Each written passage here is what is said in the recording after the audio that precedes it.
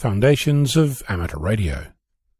This podcast began life under the name What Use is an F-Call and was renamed to Foundations of Amateur Radio after 206 episodes. To mark what is effectively this, the 500th episode, I considered a retrospective, highlighting some of the things that have happened over the past decade of my life as a radio amateur.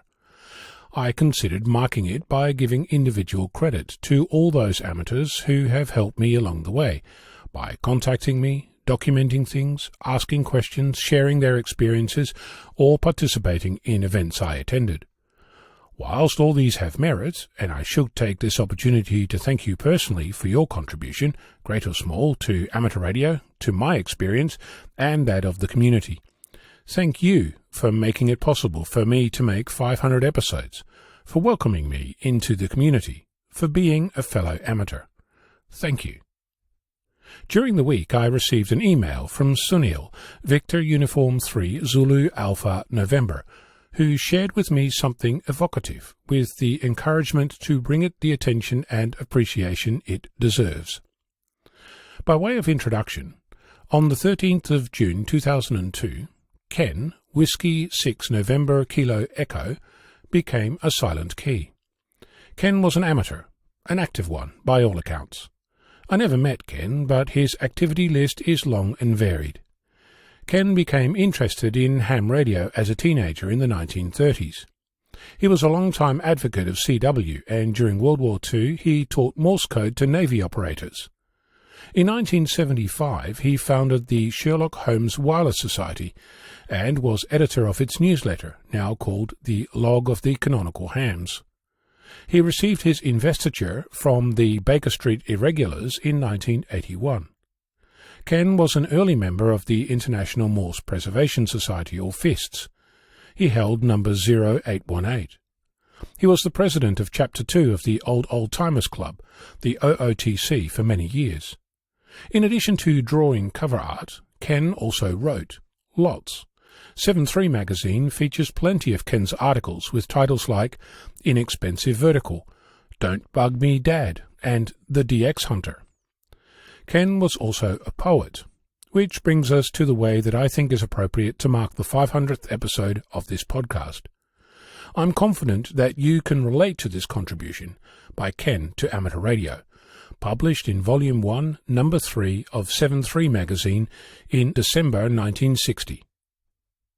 The Vagabond HAM by Ken Johnson, Whiskey 6 November Kilo Echo, Silent Key. A vagabond's life is the life I live, along with others ready to give, a friendly laugh and a word of cheer to each vagabond friend both far and near. I travel the airwaves day or night, to visit places I'll never sight, from the rail of a ship or from a plane, yet I'll visit them all again and again. I never hear from a far-off land that my pulse doesn't quicken. With careful hand, I tune my receiver and VFO dial to make a new friend and chat for a while. Africa, Asia, they're all quite near, in as easy reach as my radio gear. With the flip of a switch, the turn of a knob, I can work a ZL, a friend named Bob. There's an LU4, a fellow that's grand, who's described to me his native land, till I can hear the birds and feel the breeze as it blows from the slopes of the mighty Andes. I learned of the surf and a coral strand, the smell of hibiscus where palm trees stand, neath a tropical moon, silver and bright, from an FO8 that I worked one night. I thrilled to the tales of night bird screams in the depth of the jungle where death-laden streams flow neath verdant growth of browns and greens from a DU6 in the Philippines. The moors of Scotland, a little French shrine, German castles on the River Rhine. Of these things I've learned over the air without ever leaving my ham shack chair. There's a KL7 on top of the world to whom the northern lights are a banner unfurled that sweeps across the Arctic night, makes the frozen sky a thing of delight. Tales of silver and gold and precious stones, ancient temples and moulding bones, where the natives, I'm told, are tall and tan, by an XE3 down in Yucatan. My vagabond trips over the air will take me, well, just anywhere. where other vagabonds and I will meet, from a tropical isle to a city street.